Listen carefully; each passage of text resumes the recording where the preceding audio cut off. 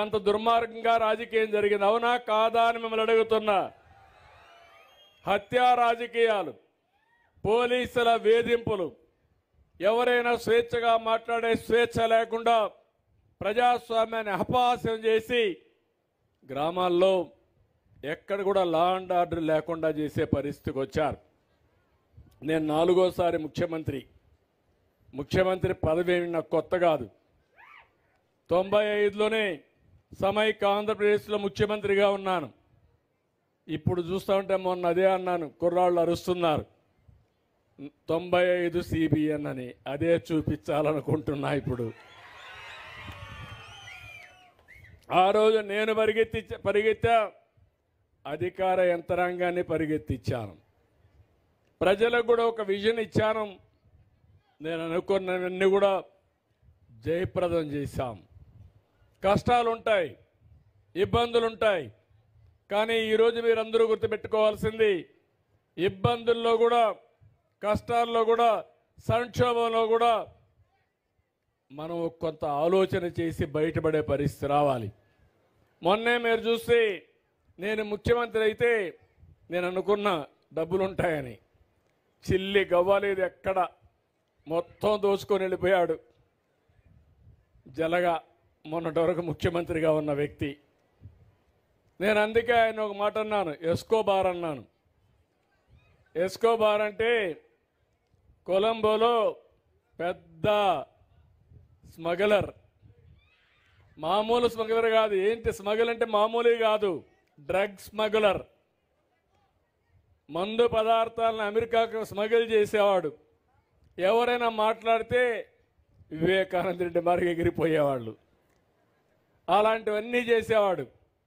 అలాంటి వ్యక్తే ఇతను. నేను చాలామంది నా జీవితంలో రాజకీయాలు చూశాను, కానీ ఇలాంటి వ్యక్తిని ఎప్పుడు నేను చూడలేదు. మీరే కాదు, నేను కూడా అనుభవించాను.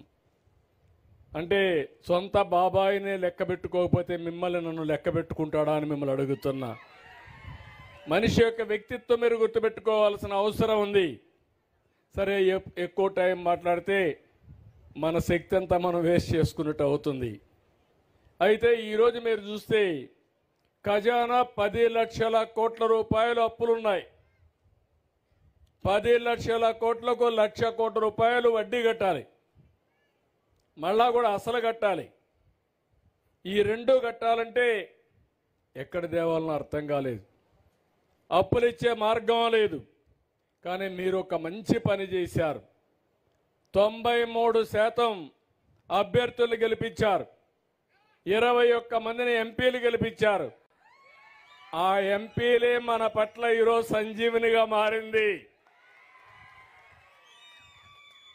కేంద్రంలో పనులు చేసే విధానానికి శ్రీకారం చుట్టాం. మీరు కానీ 21 మందిని గెలిపించకపోయి ఉంటే ఈరోజు నేను ఎంత కష్టపడినా మిమ్మల్ని పైకి తీసుకొచ్చడానికి వీలయ్యేది కాదు. చెయ్యరాని పాపాలు చేశాడు, చేయరాని తప్పులు చేశారు, ఎవరు దోచుకోని విధంగా దోపిడీ చేశారు. అన్నీ కలిసి ఆ పాపాలు మీ పట్ల శాపాలుగా మారాయి. ఆ శాపాలను తొలగించి ఈరోజు ముందుకు పోవాలంటే ఎక్కడ లేని శ్రమ ఉంది. కానీ నాకు ఒక ఆలోచన ఉంది. ఇవన్నీ తాత్కాలికం. మళ్ళీ తిరిగి రాష్ట్రానికి పూర్వ వైభవం తెచ్చే వరకు మీకు అండగా నేను ఉంటానని హామీ ఇస్తున్నా. అందుకే ఈరోజు మీరు ఒక్కసారి చూస్తే ఇరిగేషన్ శాఖ, నేను ఆ రోజు ఇక్కడ ఆలోచించాను. కేఈ కృష్ణమూర్తి గారి ఆధ్వర్యంలో అన్ని చెరువులకు నీళ్లు తేవాలని, హంద్రి నీవా ద్వారా వచ్చే నీళ్లు అన్ని చెరువులకు ఇవ్వాలని, వేదవతి ఇరిగేషన్